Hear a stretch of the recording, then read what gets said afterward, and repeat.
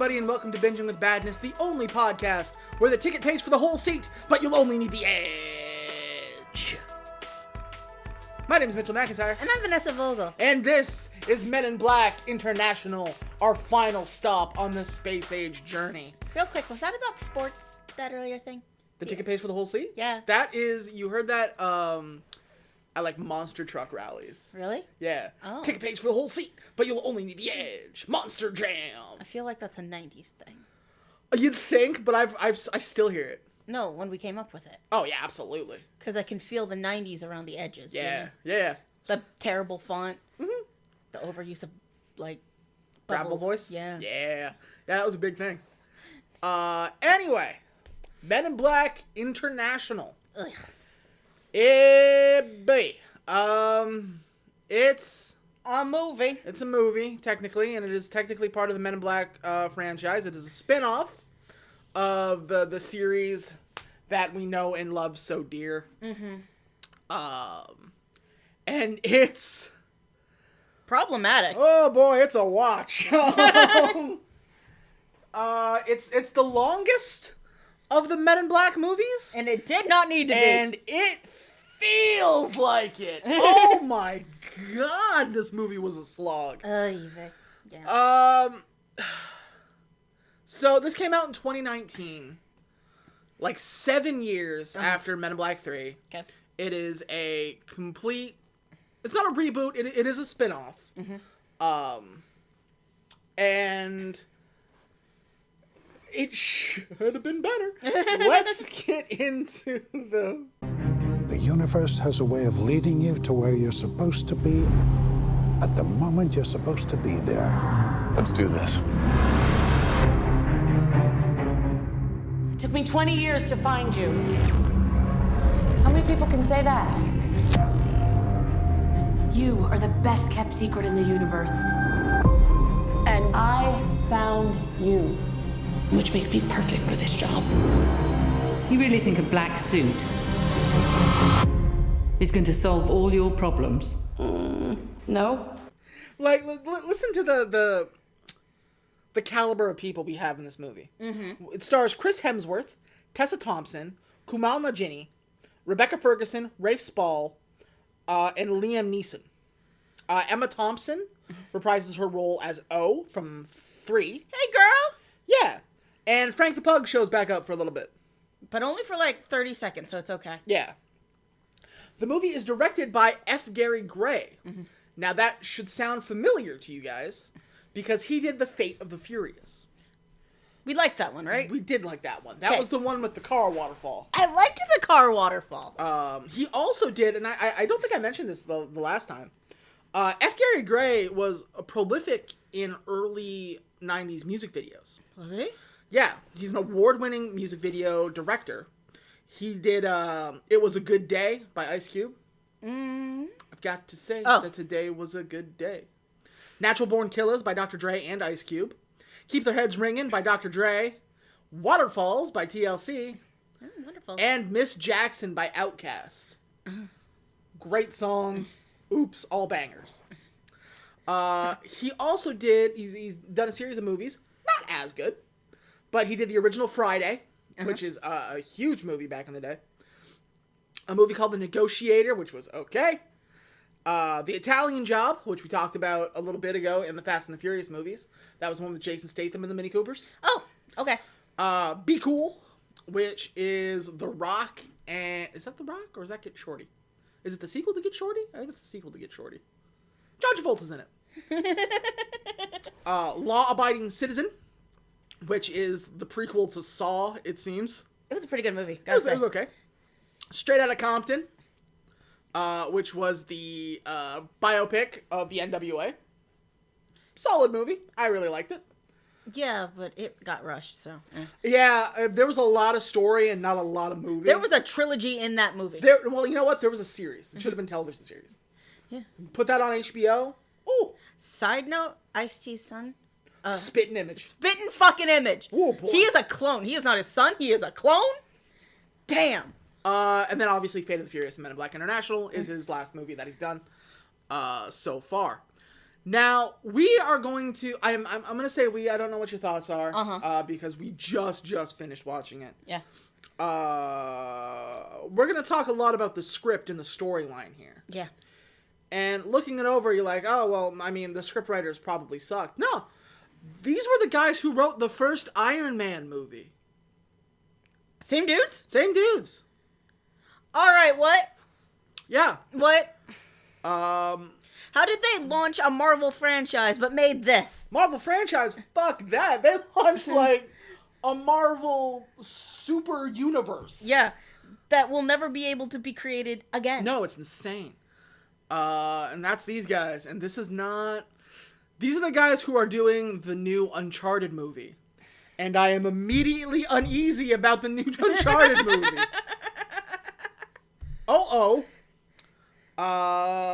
But yeah, so this movie came out in 2019. It was a commercial and critical failure. Did we make our money back? No. Oh. The Rotten Tomatoes score was in the low teens. Ooh. Then why is the TV screen that we just got done watching say that it's a 5-star movie? Because people rated it on Amazon. We watched this on Amazon on the Stars channel. And if they give it a 4.5, it seems, out of 5. IMDb gives it a 5.6. Yeah, I believe that. But yeah, this movie is, boy, what a damp squidge to go out on, eh? Oh, Men in Black, no. Okay, let's get into this, shall we? Mm-hmm. Curtain up. We had kind of a really lame rehash of the floating through space credits. Yeah. Instead of like floating through space, it's kind of like screenshots. Like it's a weird like PowerPoint presentation of space. Yeah. We got real lazy with this. We zoom down into a flashback. It is Paris 2016. And Agent H and Agent High T, played by Chris Hemsworth and Liam Neeson, respectively. Not just Agent T, Agent High T. They break into the Eiffel Tower, where they see a couple proposing to each other. And they're like, hey, you're about to be eaten by bad guy aliens. Mm-hmm. And they're like, pardon? And it's like, great, neuralizer. Go downstairs and propose to her in the elevator. So they go up to the top, and an energy pulse sends H way down the tower. And he, like, grabs onto the elevator that the couple is going down. And he's like, hey, how's it going? Neuralizer. Ask her again when you get to the bottom. This guy's having a rough proposal. Yeah. So he gets back up to the top. These bad guys are apparently called the Hive. Mm-hmm. And they pop through the portal. And the Hive are just bad, super bad. You guys don't even know how bad. Dog, they're just so bad. Bad. Look at how bad the Hive, they're so bad. They don't show us anything. Not even a little bit. The whole movie. They're just like the Hive. They're bad. They're the worst things Earth could ever get. They're not even the most seen villain. No. Oh, we'll get to it soon. All right. Mm-hmm. Anyway, so a Cthulhu thing pops through the portal. Mm-hmm. We shoot at it, and we fade to black. Cut to Brooklyn 20 years ago. That's right. A flashback after a flashback inside a flashback to a deeper flashback. Brooklyn 20 years ago. A young girl sleeps while her parents watch a Richard Pryor movie. There's a loud noise outside, and the dad goes to check it out and says it's a creature, but he doesn't know what it is. So while they go to call animal control, the MIB shows up first. The little girl wakes up and hears the MIB tell the parents about the alien who is in her room. Yeah. Like, she can see it. It's next to her. It pops up and she's like, ah! And he's like, ah! And he's like, we have to get you out of here. You gotta hide. Mm-hmm. And she saves the little alien. It's real cute. It's like a multicolored monkey looking thing. Yeah. With and she's feathers like, and shit. My name is Molly. And he's like, Molly. Mm-hmm. And goes away. Outside, the MIB is like, hey, anybody else in the house? And they're like, yeah, it's our daughter, but she's sleeping. And they're like, cool. And they neuralize the parents, but leave her unneuralized. Doesn't make any sense. Not doing their due diligence at all, you're both fired. No, but if you can see the Flash without glasses, that's it. That's the end of the story. Well, she hid behind the curtain.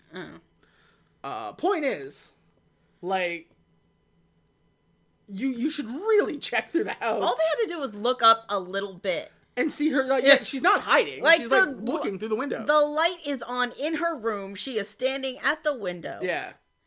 Like, they just have to look in their peripheral vision, and there she would be. Yeah. Anyway, so she hides, and she now knows all the secrets of the universe.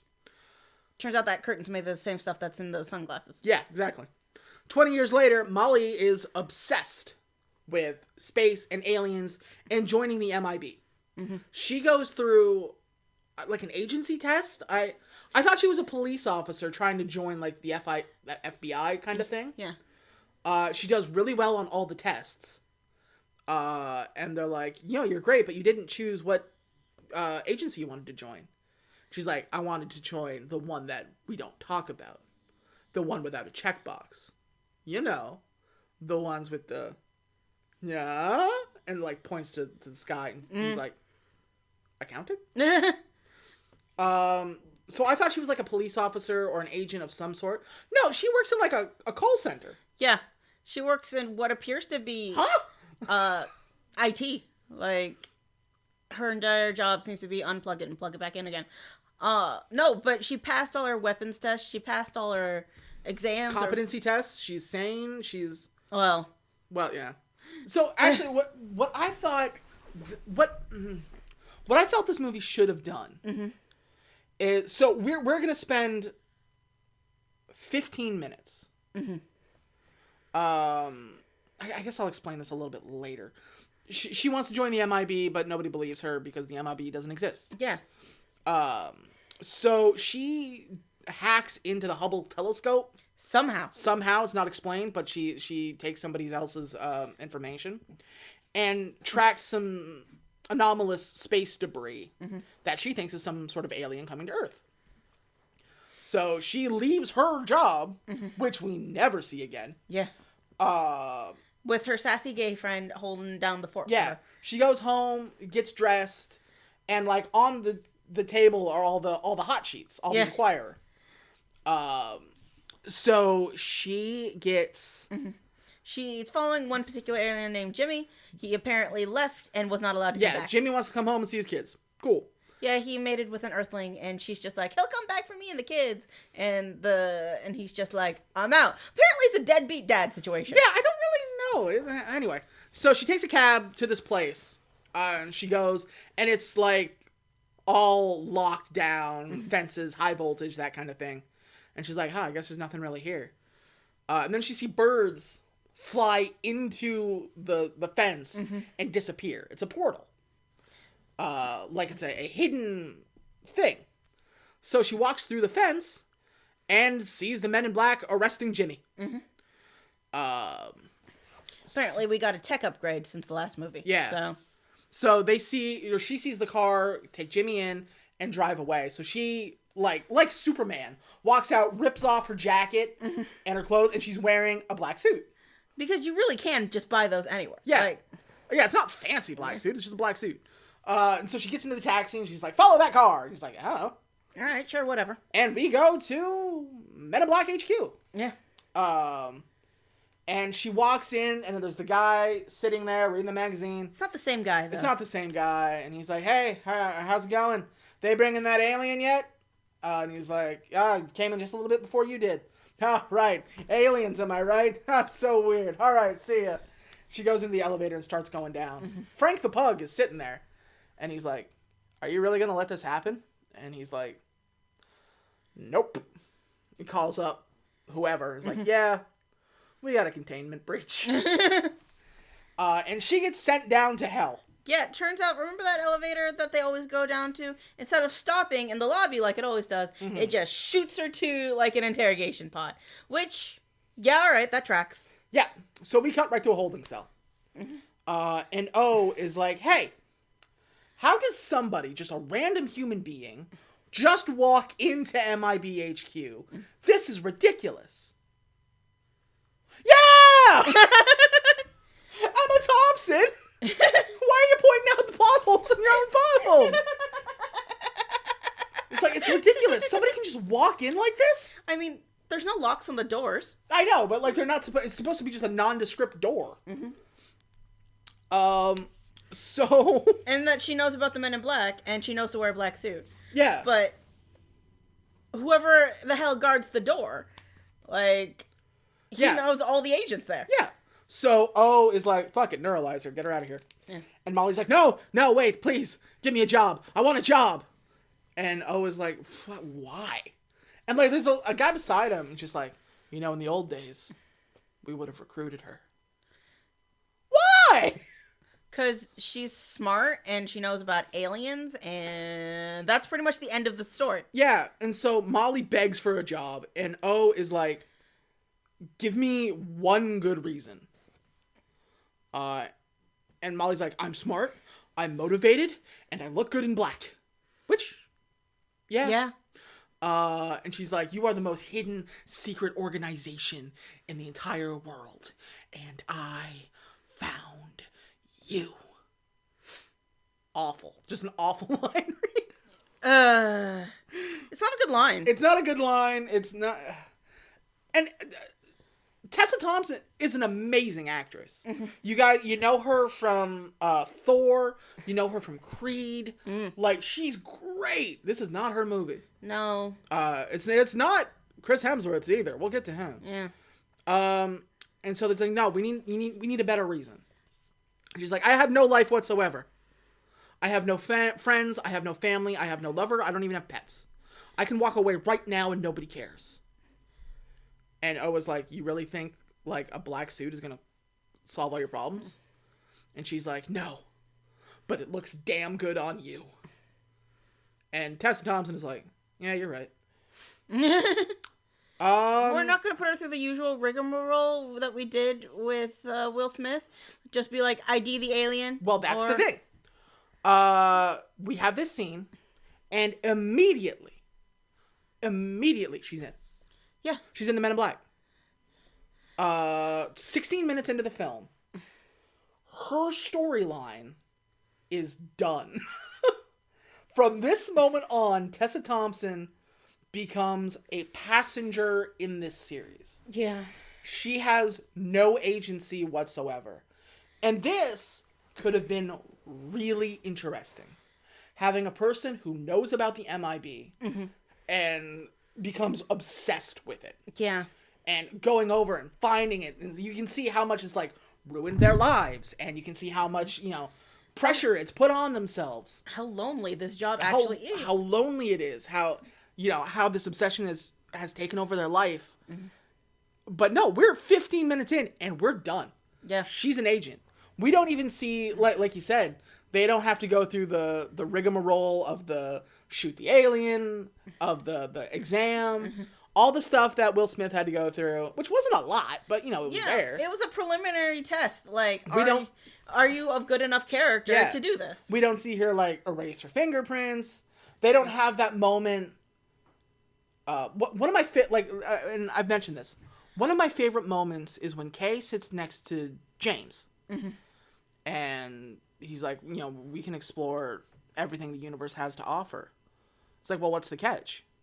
He goes, well, you'll become a nobody. You won't exist anymore. This is a big leap. And he gets up and he goes, is it worth it? And he goes, oh yeah, it's worth it if you're tough enough. And it gives you this kind of moment that how difficult making this choice is. We get none of that here. We get no kind of like, great, I'm gone. When she does that, like, I don't have friends, I don't have family, I don't have a dog, I don't have anything. What she's telling me is, I don't really have a character. I have nothing to lose and therefore have no stakes in this movie whatsoever. Apparently my parents are dead. Yeah, I guess. It's so lame. Yeah, like, it's so lame. We needed a plot excuse to why she would hunt down and join MIB.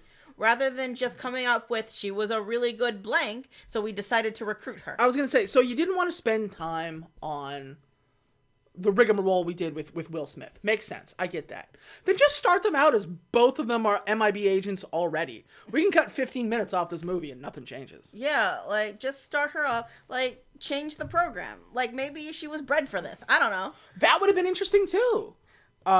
We've clearly expanded the program. Maybe, like, we just pre-breed people for this. Like, I don't know. And, like, the second... Dad was a cyborg. I don't know. Sure.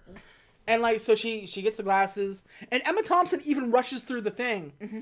And she's like, we are only known as Deja Vu. We are them, we are they, we are the Men in Black. All right, good? And which is just deeply disrespectful, I feel. A little bit. And like I said, they're trying to rush through it. But there's so much cool stuff you can do in this preamble to being an MIB. And they never do it. Mm-hmm. They don't do it here, and they don't do it in the original trilogy, really. Mm-hmm. You know, we have a little bit in the first movie, but and yeah, just like that, she's Agent M now. Her name was Molly. She's Agent M. She puts on glasses, and you're going to London. Bye. Okay, bye. Your first mission. You don't have a partner. London. Oh, she's on probation. Yeah, because she's new. What? She doesn't have a partner. She doesn't have a K. She doesn't have like that kind of thing. London. See ya. There's something weird going on. Bye. Go there for orientation.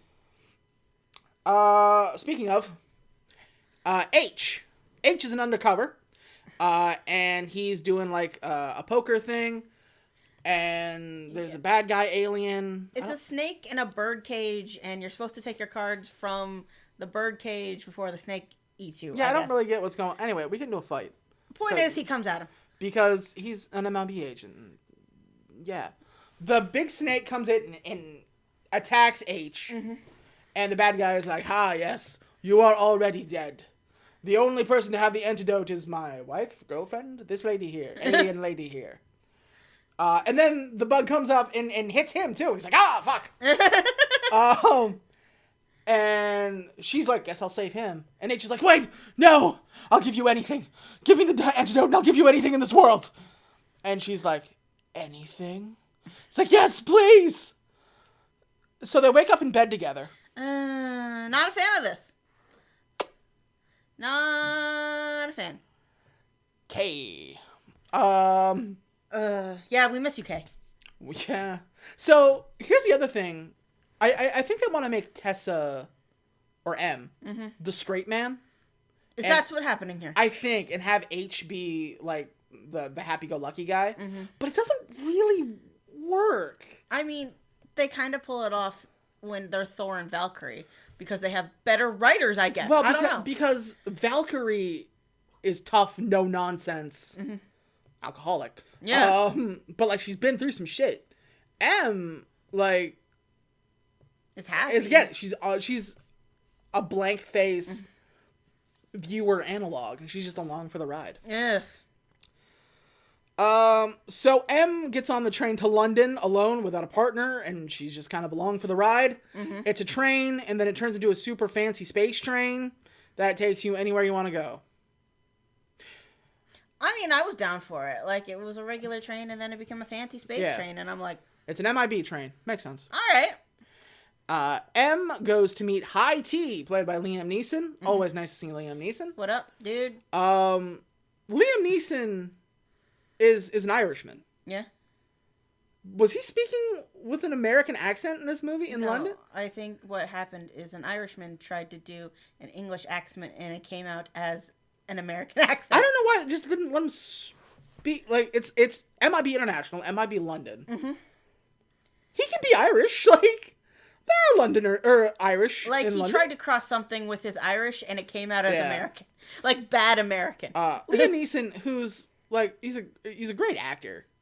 But yeah, this one's weird. Anyway, he meets M, and he's like, here's a welcoming gift, and it's a watch. It's a pocket watch, and it's a nice little moment because it's the pocket watch that K had and that D had, where they look at it and have that kind of moment.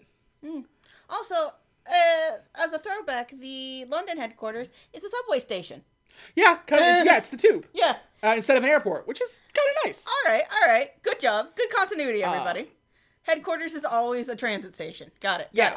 So anyway, we go to Marrakesh in Morocco, and some guy gets attacked and melted by aliens who take over his body image. Yeah, it really sucks.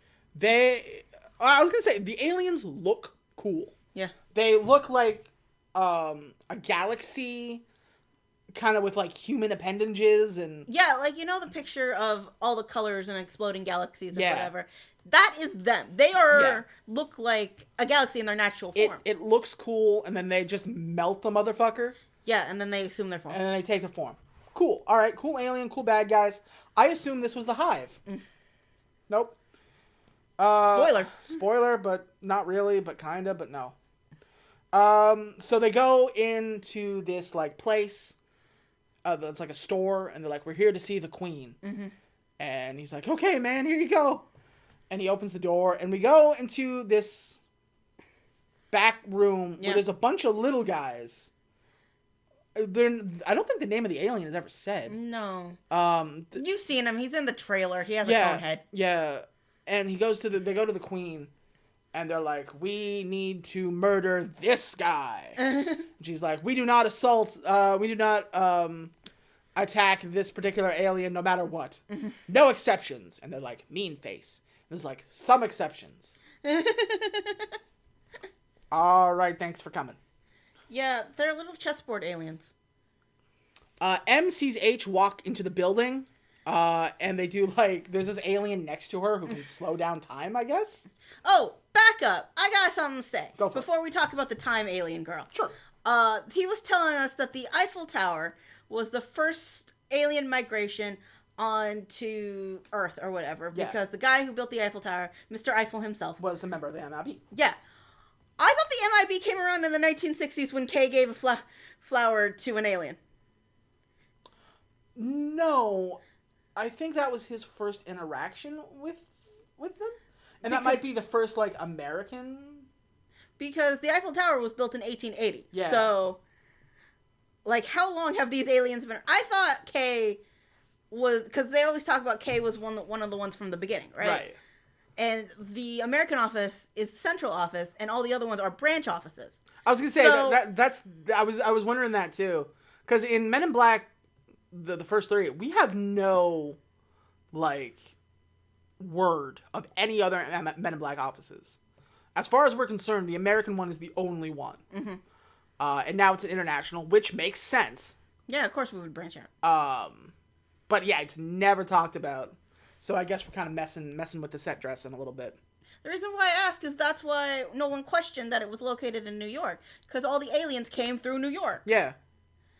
So, here I thought Kay was at the inception of MIB.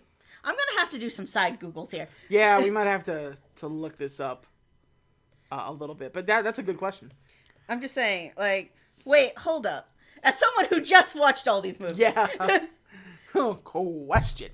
Actually? So yeah, M sees H walk into the building, and there's, like, an alien beside her that can, like, slow down time. Mm-hmm. And they do, like, the slow-mo walking, like, what up, kind of thing. And M is like, who is he? And it's like, that's H. He's the best agent in the world. He defeated the Hive with nothing but a D4 atomizer and his wits. A7 the atomizer? Sure.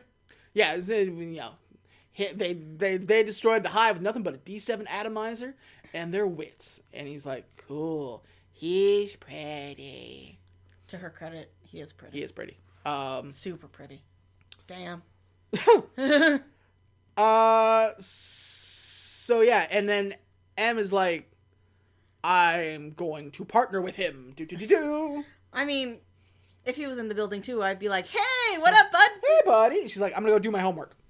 So H goes to a meeting when they're like, hey, there is this guy. He's an alien. His name is Vargas. Vargas or Vungus? I think it was Vungus. Like fungus. Okay, yeah. Vungus, the alien, he's the alien the other aliens put a hit out on. Mm-hmm. And it's like, we need him on protection detail. H, you know him, go do it. And he's like, got it. There's also this other character, his name is C, played by Rafe Spall. Mm-hmm. He's a little wiener. And like a little wiener? yeah, like, he's just like, a nerd kind of foil to H's character. Yeah, he kind of sucks as a human. Yeah, and you just, this guy, shut up.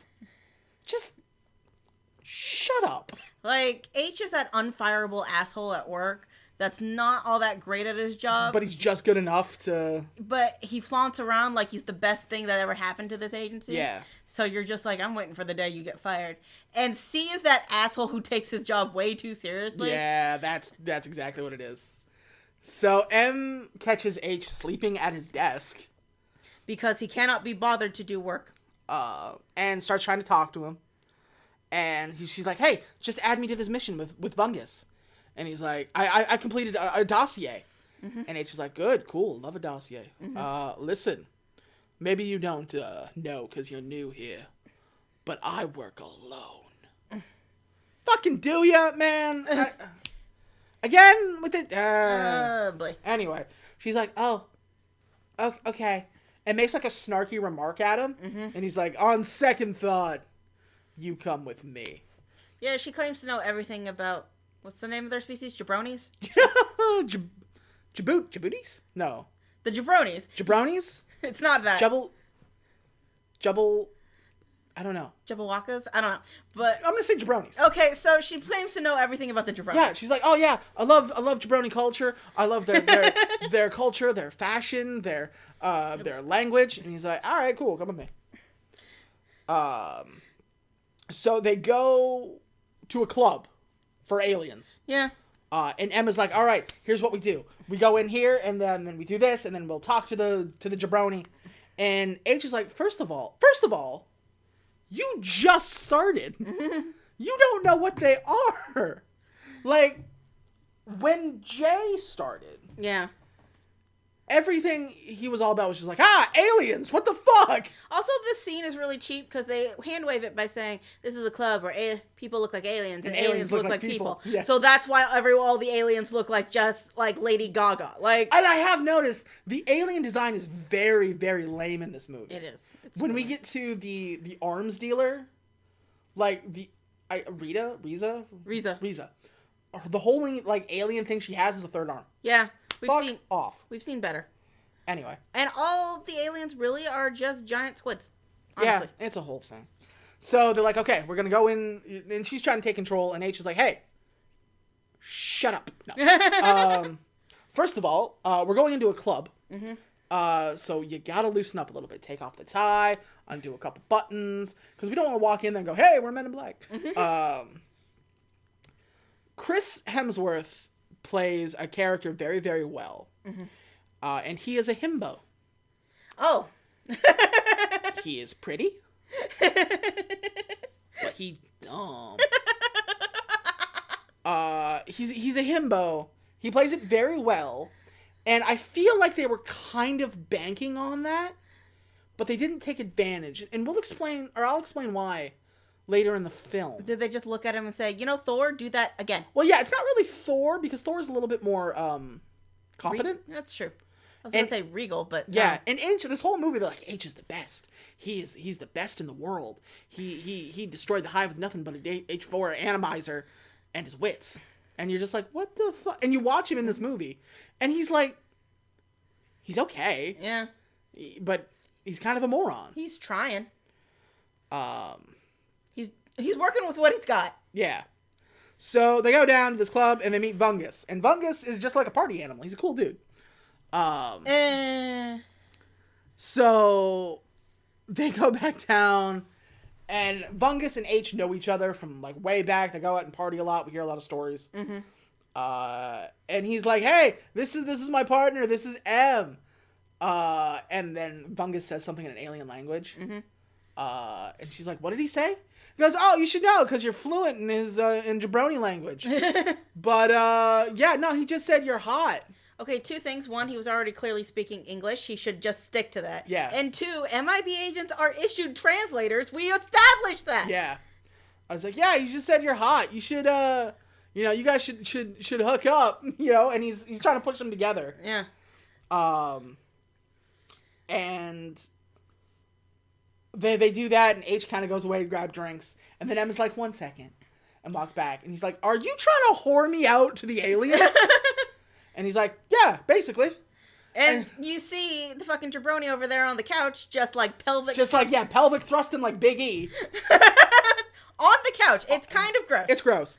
And she's like, what the fuck? If you were going to use me as alien bait, at least tell me. Mm-hmm. And he's like, yeah, I know how you hate lying, like how you lied to me about knowing everything about the jabroni race. Mm-hmm. He goes, listen, we are the Men in Black. Our job is lying. You have to get used to that. And she's like, fine. But I'm not fornicating with the alien. Mm-hmm. And I will say, this movie could have really harped on the fact that she's a woman. Mm-hmm. They make one joke... Or they make it twice. It's like, we are them, we are they, we are the Men in Black. And she goes, the Men in Black? And she goes, I know, don't start, we've tried. And I just groaned, and I'm just like, well, it's the name of the series. It's just how it is, man. I mean, the people in black, that's not nearly as intimidating. I was going to say, and like, you can use the word men... it can be a gender neutral. It can and it can't. Depends on the context, right? It's like mankind. That's true. It's men and women, and it is. It's fucked up that most like gender neutral groups, you can call them guys, you can call them that kind of thing. Yeah. It's weird how that is. But like.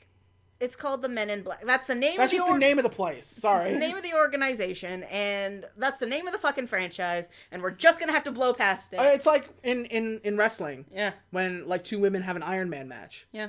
And they're just like, it's an Iron Woman match. No, it's just an Iron Man match. You can call it an Iron Man match. I was about to say, you can just call it an Iron Man match. Yeah. Nobody doesn't get that they're women.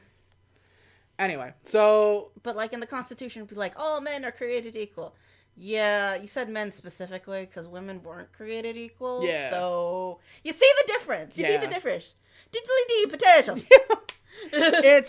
It's kind of messed up, but they don't harp on it nearly as much as I feared they were going to. Uh-huh. So that's kind of nice. The two alien body snatchers are here. And they're just the fucking life of the party. Is this the same guy twice, or did we find a set of twins? It is, I don't know. I believe it is the same guy twice. And he's credited as the twins. Oh. The reason why I ask is, like, what is the purpose of having two if it's just the same dude, right? Yeah. Because it looks cool. Twins are weird and alien. That's true. So they send, like, a little bug or something. It wisps around and hits Bungus in the neck. Yeah, it's like that thing from... What's that whistly thing that blue guy did from... Guardians of the Galaxy? Oh, the arrow. Yeah. Yeah. It's like that thing. Remember how that thing can basically be guided through the air no matter what you do? Minus the whistling. That's basically what happened. And Bungus is like, whoa, I have to go sit down. Mm-hmm. And H is like, whoa, dude, those really hit you harder than I thought, eh? Come on, man, let's get you old drunk. Oh, look at the party we're having. Meanwhile, Bungus is trying really, really hard to tell him, I'm dying. I'm dying, and there's something really, really important I have to tell you. Stop trying to make me party. He grabs H's hands, and like he does like a weird like little energy thing, and he goes, "You've changed." Okay, and so they get him in a car, and they're just like, "All right, man, we'll call you tomorrow. You're gonna be all right. All right." Love that guy. Look at the way he parties. And even Emma's like, something's wrong with him. Yeah. And then H is like, nah, dude, this is going to be great. And he drives off. And the bad guys, the twins, are like standing in front of them. And they earthbend. That's true. And they chuck the car with the jabroni in it into a building. They basically like take the road and like flap it out like a sheet. Yeah, I was about to say, they do the thing with the sheet that you do when you try to get it all on your bed all nice. And they become they're metal benders. Yeah. Like. And they fling the car off and it careens into a building. And H is like, well, that's new. It's all the bending I wanted that I didn't get from the actual Avatar movie. Yeah. So they get down and they start shooting at him. And so they have the car next to them, the MIB car. And it's like, we're going to need more firepower. Check the mirror. And Emma's like, what am I going to do? Throw it at him? And it turns and it's like a bunch of different guns. Yeah, it becomes like a rotating thing of guns. And like the gas cap is also a gun. I was going to say, everything in this car is a gun. The tailpipe is a gun. That's funny. Like, I shouldn't say funny. That's a neat little thing. That is something I expected from MIB, Yeah. right? Of course the car got upgraded. Everything is a gun. Cool, like it. So Hemsworth shoots at the bad guys while M goes and checks on Fungus, Yeah. who is dying, and hands her a jewel, like a diamond. Yeah. And he's like, keep this safe. There's something wrong in MIB. Grabs her hands and does like the energy thing. And she's like, you seem normal. Keep the secret. Keep this safe. Something's wrong with MIB. And he's like, why don't you give this to H? He goes, I don't trust him.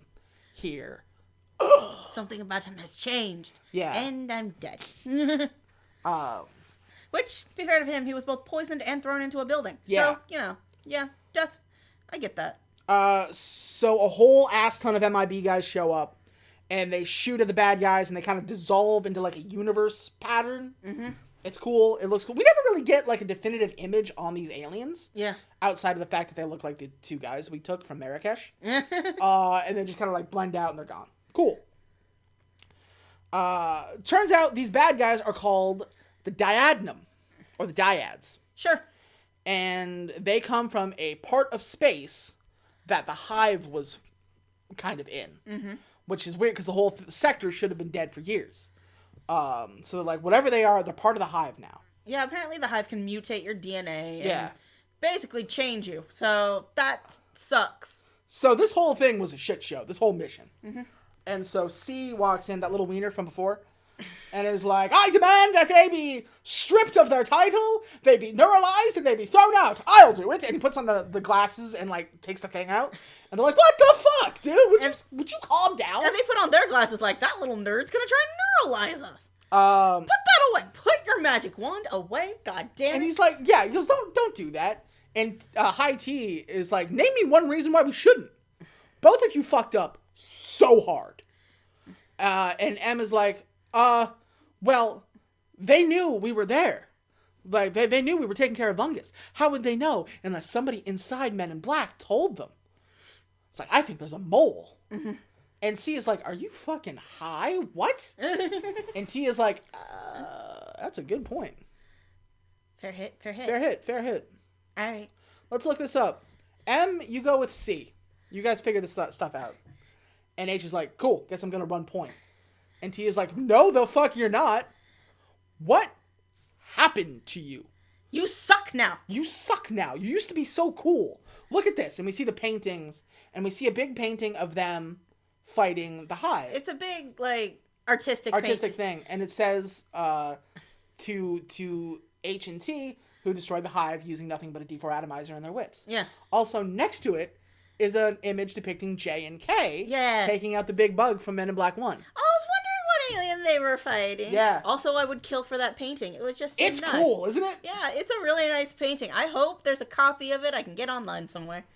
You know? Yeah. Here, saving the universe from a big cockroach the first time. Yeah. There is a company, now we're not sponsored by this company unless they really want us to, which, hey, called Displate. And they do metal posters of all kinds of stuff like that. So maybe we'll check that out. Okay. Sponsor us, man. Yeah, that'd be cool. You and HelloFresh. Hey, girl, what up? Hey, girl. How you living? So, yeah. M is taken off the case because he's not as good as he used to be. And T is like, hey, what the hell? Mm-hmm. I used to think you could run this place. Now I'm not even sure if you should have a job. And H is like, look, I'm sorry. I can be that guy again. Just give me a chance. And he's like, all right, fuck off out of here. So H comes back down to M and C. And he's like, what's up? I'm taking point. And C is like, no, you're not. He goes, yeah, take it up to T. Go ask him. Do it right now. M, you're coming with me. I want you to shadow me on this one. Or T wants you to shadow me on this one. Mm-hmm. And they walk out. And they're like, or M is like, what did he actually tell you? He goes, nothing. By the way, good idea with that whole there's a mole and MIB thing. Even I believed you. And she was like, no, I actually think something weird's going on. And he goes, interesting. Now we have this poison. This is the poison that he was killed with. Mm-hmm. And she's like, yeah, we're about to do all the Cusco's poison. Poison to kill Cusco. Cusco's poison. It's like, yeah, this is the poison that killed him. We're going to do a bunch of biological tests on it. And he's like, great. And he takes the thing off and, like, huffs it.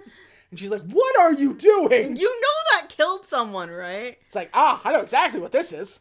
The wrong amount will kill you. The right amount will keep you dancing on a table shirtless for 17 hours straight. I know who makes it. It's only one place in the world. We're going to Morocco. That was a truly reckless... What in the hell? Okay, sure. Did we make this movie so that way we had a reason to go to different countries for free? Basically. Okay. So, and we're off. Remember how I said that M is just, like, a passenger? Yeah. She makes no choices in this movie whatsoever. That's true. She's literally a passenger in the car, so... C finds out that M is keeping that little diamond from everybody. She has it in her pocket and hasn't told anybody. Because we're always being watched all the time by everything in cameras. Yeah. So they found the footage of the alien handing her the diamond. So H&M go into a store, ironically not an H&M, where a bunch of Amazon packages are. They're in Marrakesh. They're in Morocco. And they're just there's a bunch of mail outside, and I'm Yeah. just like, nobody stole this? Yeah, Not one person? They go inside, and it's the same store from earlier, with the queen and everything. Mm-hmm. They walk inside, and the guy is dead. Oh, he's not just dead, he's liquid. He's dead and mushy. So they're like, oh, fuck. So they walk in, and, like, all the little aliens are basically dead. Mm-hmm. Except for, of course, Kumail Nanjiani, who was a very funny comedian. Yes. Seems to be a great guy. Uh-huh. Go watch The Big Sick. Uh-huh. He wasn't given a whole lot to work with. No, he wasn't. So they walk in and everybody's dead, and H is like, what happened?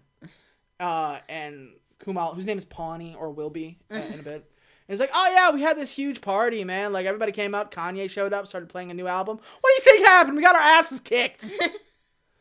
And they look to the queen, and the queen is dead. Yeah. Thanks for coming. She does a death gasp, and he's like, oh no. Yeah, and they do this whole thing where it's like, my queen, I will never go under another. And now I must kill myself in the most painful way possible. Super gonna do it. Unless someone stops me. Here I go. And like, this is the joke. And Emma's like, should we stop him? And H is like, I kind of want to see if he'll do it. Which is kind of funny. I mean, yeah, but no, you gotta stop the little troll. Yeah. It's literally a troll. Like, what? This movie is saved by Chris Hemsworth and Tessa Thompson.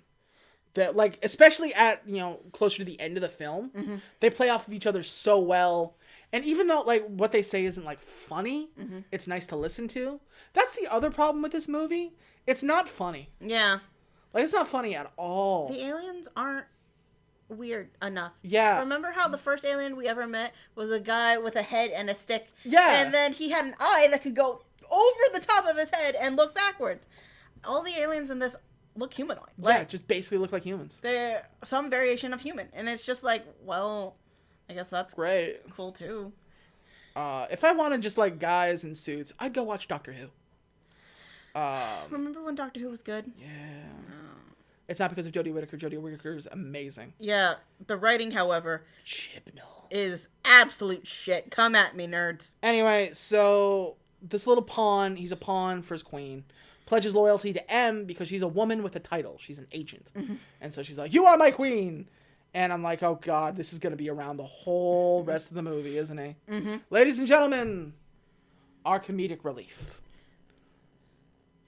No.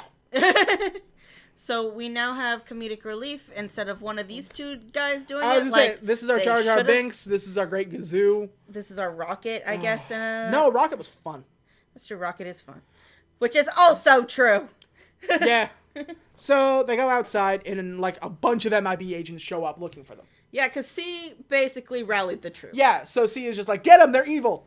And so they duck down, and then this is kind of a nice line. Emma's like, what's going on? And H goes, either there's an award show going on, or we are in deep shit. Yeah, that was pretty funny. It was kind of funny. According to C, who set this whole thing, this sting thing up, H hasn't been the same since the Hive attacked. Yeah. And High T comes in and is like, what are you doing? Why are you taking him out? And he's like, he is not the same person he used to be. And neither are you. And he's like, what the fuck? And he goes, we had the diamond. It was in her pocket the entire time, and you didn't even notice. We have to take him in. To which I'm like, he's got a good point. That's true. And T is like, you got a good point. All right, do this whole thing. T goes up to his office, and kind of looks down, and he calls up H, and he's like, hey, this isn't my operation. Mm-hmm. This is C's operation. I'm going to help you get out. I think you're right. Mm-hmm. There's a mole in MIB. And they're trying to make you think it's C, but it is almost definitely High T. Yeah.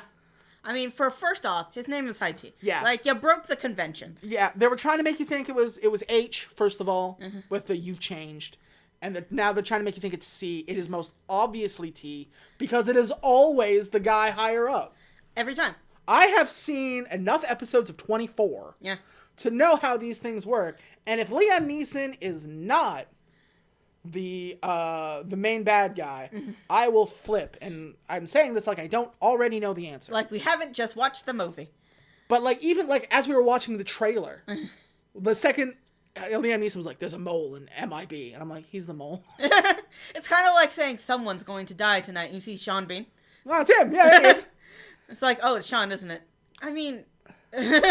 So... No. It's Sean Bean. it's Sean Bond. You're going to kill him. Just get it over with.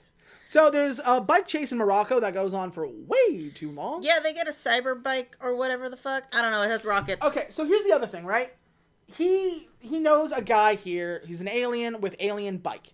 And he's like, you know the rules, no alien technology on the street. And he's like, okay, sorry. So he comes in and he steals that alien bike when they go off on a chase. Yeah. And they are whizzing by just everybody. Normal people everywhere. Mm-hmm. And then at one point they stop, and like he takes out his neuralizer. And he goes, ladies and gentlemen, if you could all look here. And Emma's like, give me that, you drive. And flash, flash, flash. And they're the only people they neuralize. Yeah. Why are you neuralizing some people and not everybody? What's the point? I mean, it's going to be a busy day at the office, so you're just going to have to neuralize everybody in town. I guess. Or do that thing with the one cool thing from the end of, what was it? 2? 3? Yeah, with the big big thing. No, with the Lady Liberty. Where Yeah, that's what I mean. The big flash. Yeah. So they drive away in this alien bike, and they get put into a corner with the other MIB guys. And so they're like, what do you think? Push the red button? I think it's a hyperdrive. And M goes, no, I think a hyperdrive is blue. And H goes, trust your gut. Hits the button, and it's a hyperdrive. Yeah, they shoot into the air and disappear into the sand. Yeah, they pop up in the desert. Mm-hmm. The diamond that M has turns into a big gun. Yep. And it's a big gun with an exploding star in it. She just exposits this. I guess she's so smart that she figures out that there's an exploding star in the middle of it. That's a huge ass leap, but okay. Yeah, sure, why not? And they're like, do you want to try it? He goes, you want to try the most dangerous gun in the universe for fun? And he goes, yeah, for fun and science, mostly fun.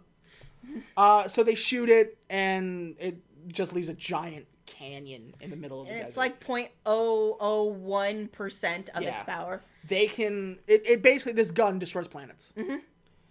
I mean, we weaponize the star. Of course it destroys planets. Yeah. By the way, the bike is broken. We landed and we crashed, and it's broken now. Yeah, so that sucks, and we're stuck in the desert. So we're stuck in the desert. They use the thing. And H is kind of fixing the bike, and they're kind of talking. And H is like, why didn't Vungus give that to me? Like, we've been friends for forever. I don't understand. Oh, yeah. H pickpocketed her pocket and found the rock. Yeah. So, he's like, I don't get it. And I was like, I don't know. Maybe he just trusted me because we were Men in Black. And he goes, yeah, I get that, but I sang at his mother's funeral. Like, we know each other way back when. And he's like, and H is like, or M is like, well, he told me that you've changed. And H is like, I am getting so tired of people telling me I've changed. That's the nature of this job. You're going to change. And maybe, I'm not the exact same person I was way back when, but I'm still good at this. And this is where I feel that they really could have hammered on the facts. Yeah.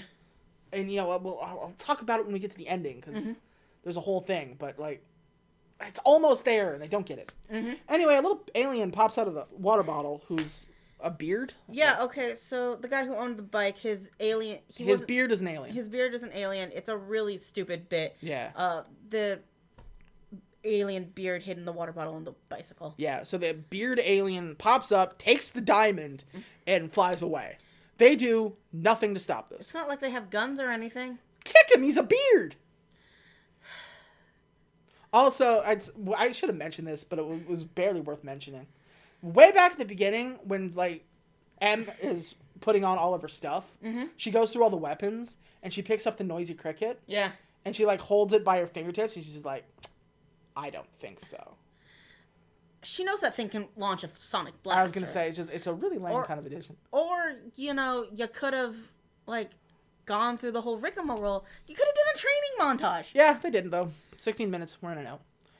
According to H, the only person he could possibly be going to is to sell the thing. And the only person who's going to buy something like that is named Riza. And Riza and H had a thing. They had a relationship that didn't end so hot. We do not know how or why.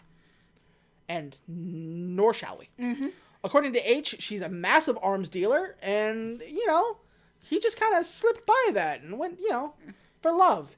And Emma's like, what? How? Like, how did you ever slip by that? She's a major arms dealer. Her nickname is the Mother of Death. Yeah, and H is like, well, you know, it happens. He goes, you've never been in love, have you? He goes, and I'm not making fun of you. I'm genuinely asking. And Emma's like, no, love is just a bunch of chemicals in the brain, and it's not real. Logic is real. So I got up and made a snack. Yeah. Logic is a constant, while love is simply a chemical reaction. And H says, isn't the universe just a chemical reaction? And they have kind of like a moment where they're like, I understand. Is she on the spectrum? What is this? I don't know. They fix the bike and they make it to Riz's place. If it feels like I'm jumping over a lot of stuff, It's because nothing happened. I was going to say, I kind of am, but also a lot of this stuff is just like, and now we're here. A lot of the interconnecting scenes, like, not a lot happen, not even exposition. Yeah. Just kind of like bickering back and forth. And that's kind of the problem. I find this with a lot of newer comedies.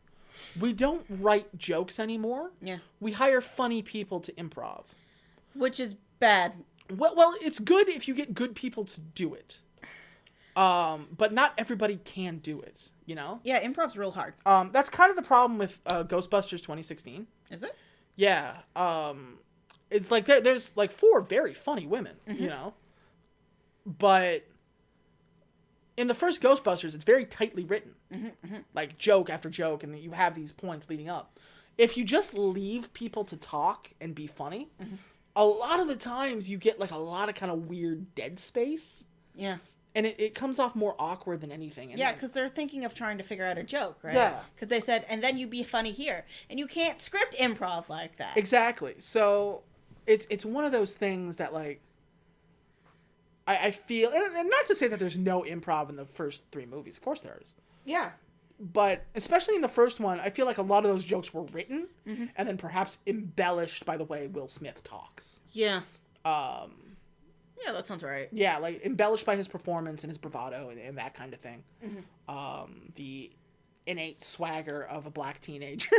Did you ever see that? No, what is... In the... Did someone make a white version of the Fresh Prince of Bel-Air? What happened here? In the Spider-Man Miles Morales review, somebody said, like, and you leap around and swing around with all the exaggerated swagger of a black teenager. Huh? Yeah, it's not great. Anyway, so, and that's kind of why I feel this doesn't work as well. It's not very funny.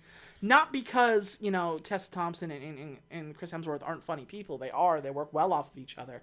But you don't get any, like, laughs for comedy. You get a lot of, like, yeah. Because, you know, they kind of quip back at each other. But anyway. So they go back to Riz's place. H goes to see Riza, and M hides in the boat and goes to sneak her way in. Because H is going to get kicked out, and so M is going to sneak in to try to take the diamond. Yeah. Because if it's going to happen, you might as well make it part of the plan. Yeah. So Riza, played by the wife from The Greatest Show. Is that her? Yep. Oh. Just sort of has a funny wig on. Yeah, she's... No, you're gonna think like, oh, it's Men in Black. It probably made of snakes. No, it's just like a wig you would find at Lady Gaga's. It's black. Actually, it kind of looks more like a Sia wig. Yeah, it's a Sia wig. It's like black and purple. Yeah, because it's got that cut right above the eyes. Yeah, like and that. it's layered, and it's not great. And she's an alien. Like, I thought she was just a normal person. No, she's an alien. Yeah, it's just striped. You can probably make and or buy that wig on Amazon. Yeah. So H offers Pawnee as a present because she likes exotic animals. Mm-hmm. And they kind of have this, like, dance around, slap fight, flirty fight thing. Mm-hmm. Tell me, was any of it real?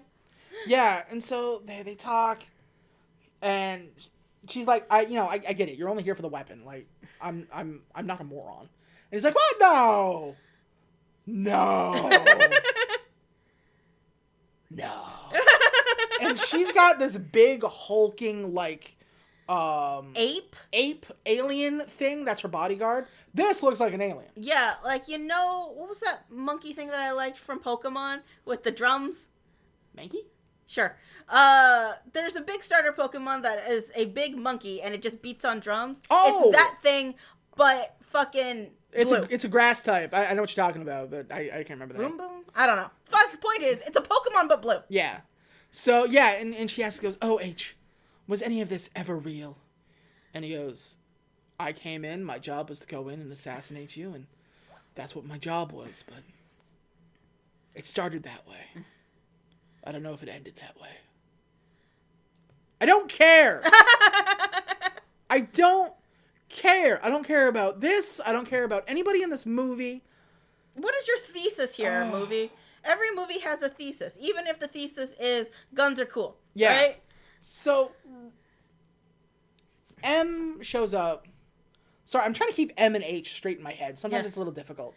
That's why I just call them Thor and Valkyrie, because, letters get confusing. M shows up, and she's like, I'm here to take the diamond. And Riza immediately like, hey, who are you? Shit. The big monkey takes Chris Hemsworth out. He's like, gotta throw you out. Mm-hmm. And they get into a fight. At one point, Hemsworth takes, like, a hammer. Yeah. And, like, throws it at him. And he's like, ha-ha! And the big monkey catches it, and he goes, wow. That was a spectacular catch. Uh-oh. I was just like, that's it. You know he's Thor. He's holding that hammer like it's Thor. Yeah. So Riza and M have a fight. Mm-hmm. And she's got, like, a third arm. That's the only alien thing about her. She's got a weird third arm. And so naturally, she's better at fighting. Mm-hmm. She doesn't melt into a giant, amorphous, crazy blob monster. No, she's just a lady with a third arm. M gets the gun, but she gets, like, Riza points a gun at her. Mm-hmm. She's like, ha! And points it at H. And so M gives it up for H's life. Oh. Sucks. But, she's like, interesting. Killed him anyway. And so the big monkey's like, death. Okay, so here's my thing I don't understand. When we're doing some weird Mexican standoff there, she had the biggest gun in the room. Yeah, well, it takes time to transform. Yeah, but Sia doesn't know that. True. It's big and it's got an exploding star in it. Pointed at the monkey. Yeah. So the big monkey is like, death. And she mentions the type of alien it is, which rings something in M's brain. She says, wait a minute. She goes, stop. And she's like, I think I know you. And we flash back to the little alien that started this whole thing. Mm-hmm. And wouldn't you know it, it's the same one. Oh, boy. And she goes, wait! And she says the alien phrase that she said to him back. She goes, how do you know that? He goes, it's me. We met. And he goes, Molly. Yeah, that's me. Interesting. And then, like, points the gun at Riza. And Riza's like, what happened here? What the actual fuck? I thought we were cool. Haven't I been good to you? And he's like, murder now. And M's like, whoa. Just get us the diamond back and give us, like, 30 seconds to get out of here. And he goes, cool. So she gets the diamond. Yeah, so it turns out those MIB agents back in the day that started this whole thing looking for that monkey never found that monkey. Yeah, surprise, he's still here. How bad are you guys at this? So, yeah, they do that, and so RZA just kind of like lets them go. She doesn't have a choice. Never see them again. Yeah. So they kind of walk down the thing, and H is like, "So, Molly, huh?" And then she's like, "You're not supposed to know that." He goes, "Yeah, but I do." He goes, "Here, I'll make things easy." He goes, "My name is Horatio." She goes, "No, it's not." He goes, "No, it's not." And he goes, "It was Henry." So they kind of learn each other's names, Which is a little cute. It's a little cute. We needed more of this.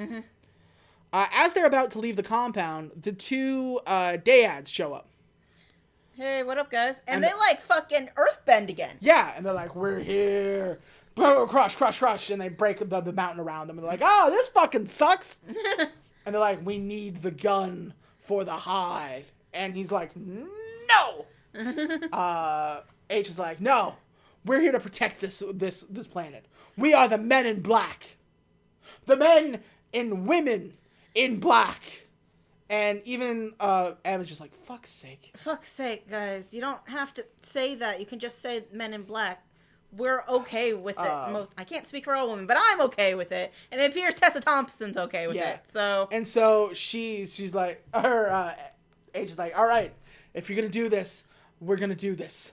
I will do anything to protect my planet." And the dads were like, "Us too." And they take out their gun, and H is like, "Gonna punch him." And Emma's like, "Psst, we have the universe's most strong gun here." And he's like, "Better idea. Let's do that." And so she takes out the gun and she's like, "Here comes the murder." But then lasers from everywhere start shooting at these two guys. Yeah. And eventually they blow up.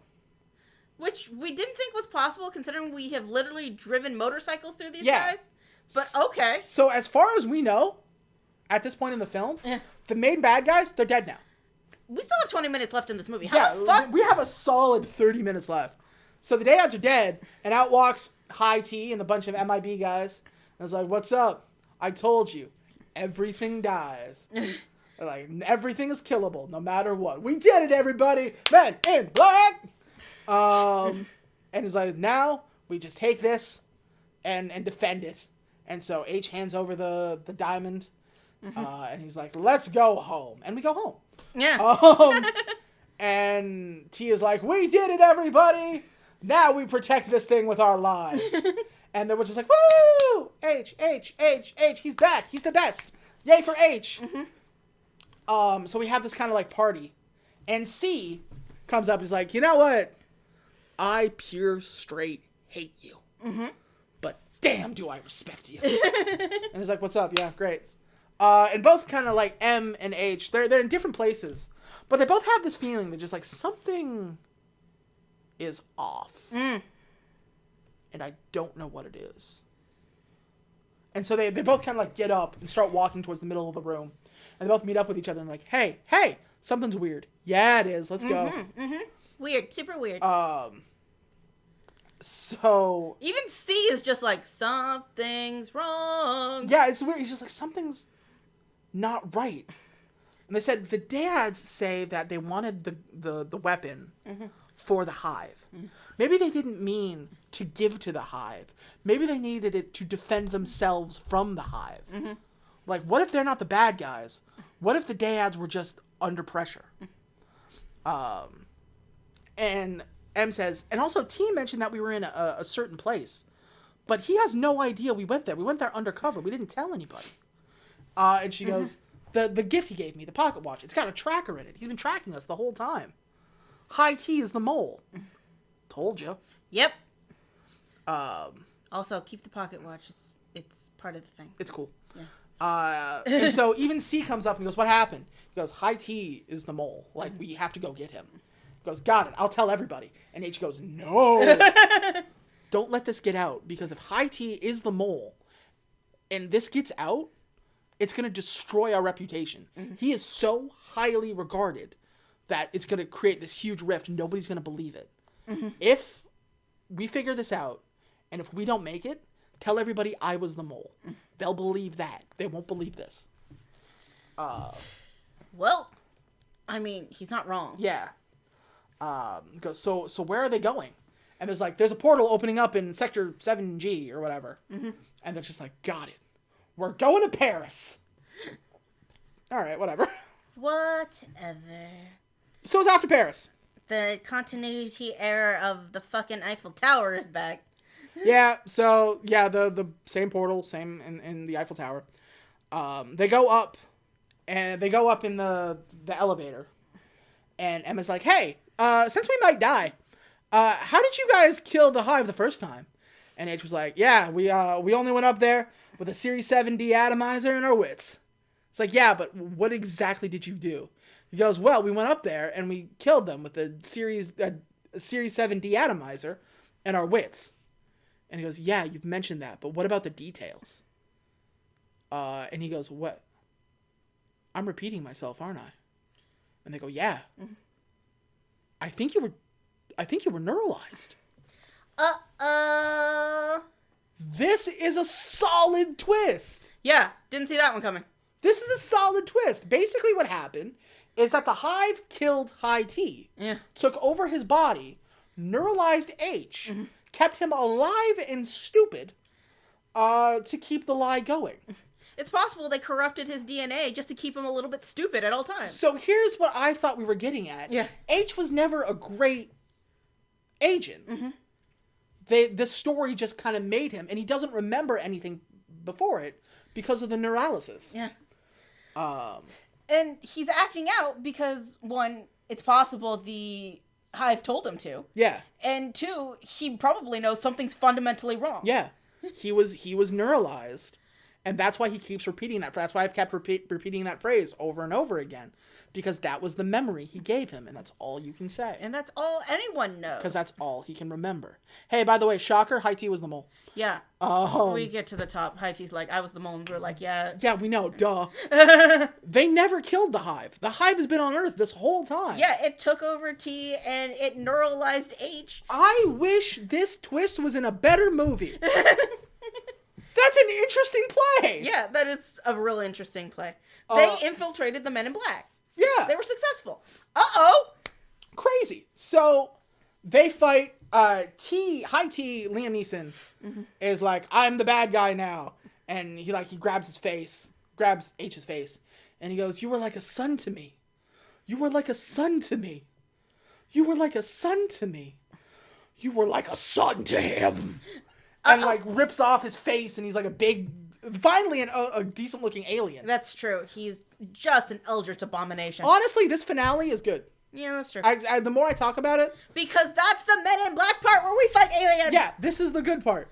So they open this big portal where you can kind of see the Hive homeworld, and it looks Lovecraftian. And it's coming right for us. Yeah, and it's coming this way, and we're in trouble. To quote South Park, it's coming right for us. Shoot it. So the reason why they didn't do it earlier is because they knew this gun was out there, mm-hmm. and now that the gun belongs to the Hive, they can't use it against him. Yeah, the jabronis had developed this weapon specifically to get rid of them. To kill them. So, this alien's coming for him, and the big alien's knocking H around, mm-hmm. and it knocks M inside the portal. Yeah. And she kind of goes through slow motion, and she has this kind of recollections, you wanted to know all the things about the universe. This is what you wanted. Mm-hmm. It's this is, where your curiosity led you. And this would have been interesting if we built up her obsession more. Yeah. And it's just there's a flashback be I want to join the agency that has no boss. Yeah. This would have been interesting if for the first 20, 30 minutes, we talked about how much her obsession cost her and everything. Yeah. And now it's gotten so bad she's going to die. Yeah. That would have been an interesting part, but we didn't. And of course she doesn't die. Pawnee jumps in with his little rocket boots. Yeah. Grabs her by the foot and slides her back out the portal. All right, makes sense. I mean, pay that off. She fell in. She could probably pull herself out, so it's not like it has suction or anything. But good job. You saved her from the eldritch abomination that's coming right for us. Yeah. So that could have been an interesting part. Mm-hmm. So big alien's got the big gun, and H is I know, T is still in there somewhere. And it's T, you're still in there somewhere. Remember who you are. And he's like, oh, you're right, I am. Here's the gun. okay. He kind of, I think the implication is that he fought through it or remembered something. Yeah. Because the hive corrupts the person. It doesn't like, what's the word I'm looking for? Clone them. It's the person, yeah. It's still them. They just corrupted them. I guess T just kind of kicked out of his corrupt DNA, which I don't know if that's but it's aliens. Fuck, what do I know? Yeah, there was no, like, the reason why I was just like, Agent T, come back to us. And he's like, okay. Because there's no, like, strain in his voice.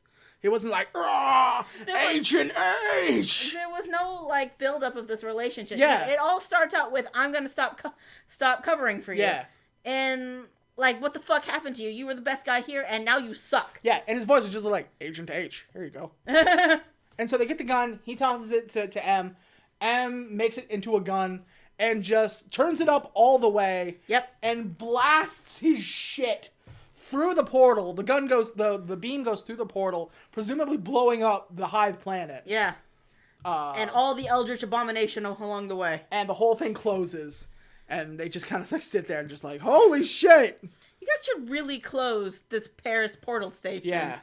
If this is the whole deal. Just like unplug it or something. I don't know. Agent M gets off of probation and becomes a full member of the MIB. H gets put on probation as High T's old job, his replacement. He now runs MIB London. Mm-hmm. The Hive has been defeated. The weapon is back where it should be. The world is saved. Everyone's happy. Curtain down. This movie sucks. I'd like to point out that there was an implication they weren't going to keep them together at the end because she was ordered to get back to New York. Yeah. And he was ordered to take over London.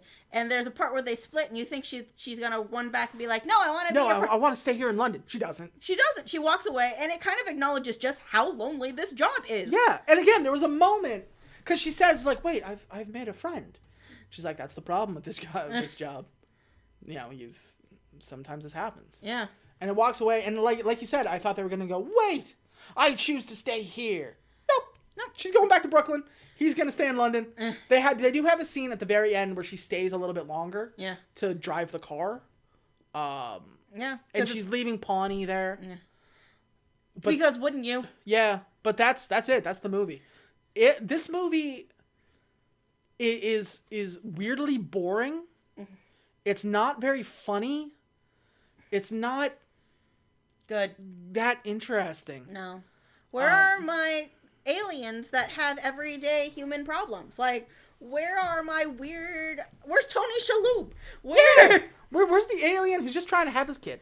Yeah. Like that guy that started the whole thing, Jimmy the alien who just wants to come visit his kid. Yeah, that sounded interesting. That's Men in Black. It's aliens trying to suffer through human problems. Yeah. And yeah, so here we are. And also, we save the world or whatever. But yeah.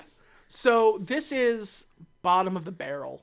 But I have to wonder, is this worse than Men in Black 2? Okay, so, all right. So in this Men in Black, we did do a rehash where they looked at the Megatron of alien surveillance. And it's just like, it's Ariana Grande. It's Elon Musk. And I was like... Donald Glover.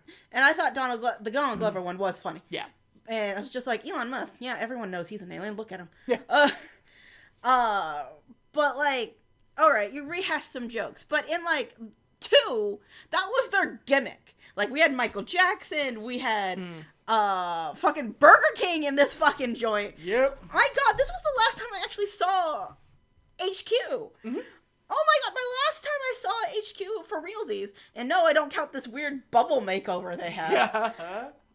And that apparently stuck because O's office is still an awful bubble mechanic instead of Zed's office, which was actually an office. Yep. What is happening? Like, 2 was a cash grab. Like, that was it. 2 was just a straight up cash grab. It feels like it. It does, doesn't it? They shoved as many sponsors and celebrities in it to come and get you to see it because you knew you were gonna, and they grabbed the money and they ran. Sure. Men in Black International wanted to be a thing. It felt like it was a franchise restarter. Yeah, they wanted to do Men in Black International 2, 3, 4 and be like, oh yes, we're doing this again, but without Will Smith. It's gonna be great. You can't. One, you need a guy like Will Smith. No, I disagree. I think you can. I just think they didn't. Yeah, you need a guy, one, like Will Smith, who can carry. You don't need a third sidekick. You don't need a Pawnee. You need one of these two people to be the Pawnee, you know? Yeah. And two, like, there was an attempt, but it was a real bad attempt. You know? Yeah. It's... Like, they wrote a beginning and they wrote an end, but they did not want to know what to put in the middle 90 minutes of this movie. Yeah, like I said, the ending was solid. Yeah. That bit was good. The beginning wasn't. Nothing else was. But I think, to me, to answer my original question, it is probably worse overall than Men in Black 2. Yeah, probably. But because, to me, Men in Black 2 was so disappointing, and this one is a little bit saved by its ending, I gave Men in Black 2 a 3. Yeah.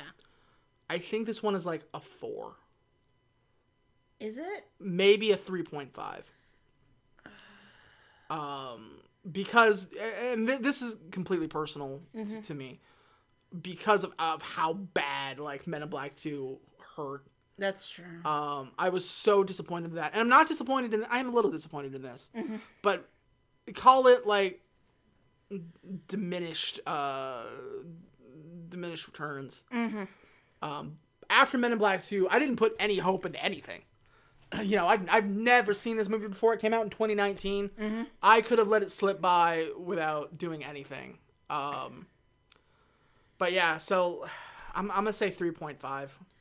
It's not better. It's worse than Men in Black 2. But it didn't hurt me as much as Men in Black 2 did. So I know it's a weird rating, but that's what I'm gonna give it. What about you? Look, okay, so Men in Black International was an attempt at a restart without restarting the machine. Sure. Which was bad. Like, yeah, it's not good. It's not great. Like, if you're gonna try and restart this franchise, do a little research. Tell me where the fuck Jay is. Yeah. You know, did Kay actually get to retire with his wife? God damn it! Or was it just them looking into the stars? What is your thesis here, guys? Yeah. Like, the other Men in Blacks had a thesis. Like, the first one was just like, what if you're not alone in the universe? The second one was like, what if you are alone as a person? You know? And then, like, we've totally lost the plot after that. Like, yeah. Like, what is the intent of this movie other than we want your money? To start a franchise. Yeah. Which is just kind of insulting, you know? Yeah, like I said, there could have been a lot of good routes to go down, but they just didn't. Yeah. So. And how dare you rush through the they, them, we are the Men in Black speech? I know, it's such a good thing. How dare you? Anyway, for God's sakes, give me a score. I've asked you 3 times now. Sorry. 3, I guess. You going for a 3? Sure. Yeah, So, do you think it was better than 2? No. No, I don't. No? I just picked a number. That's how this works, right? Yeah. Yeah, I mean, this franchise, I wish it was better. Yeah. You had a lot to work with here, people. You had so much to work with. And yet, damn it all. Yeah, yeah. Where's 22 Jump Street, but Men in Black? Where's that universe? Men in Black 23? Yeah. Oh, that'd have been so nice. I just... Yeah, this one's a bummer. Yeah. Because it was tied to my childhood, and yeah, I don't know. But we're done. We're done now. We're done now. This movie was such a bomb that I don't think there's gonna be another one. But if there is, you better believe we'll put it on the Patreon. Yeah. Like we're gonna do with Fast 9. Yeah. Yeah. It's bad, guys. Don't watch this. Yeah. Don't do that one. But we're done. We're done now. So that means we move on. we move on to a different franchise, to a different thing. And from what I've noticed, given the viewing numbers, you guys like stuff that's coming out soon and not stuff that came out in 1997. So, with that, we will lead you to the trailer for our newest franchise. In 1954, we awakened something. Well, there's nuclear tests in the Pacific. Not tests. They were trying to kill it.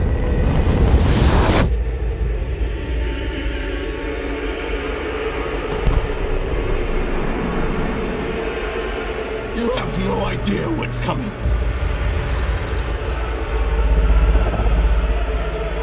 Can you kill it?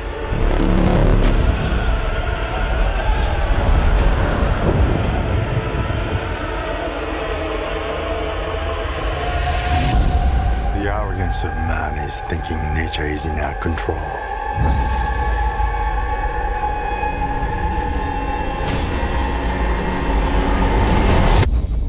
And not the other way around.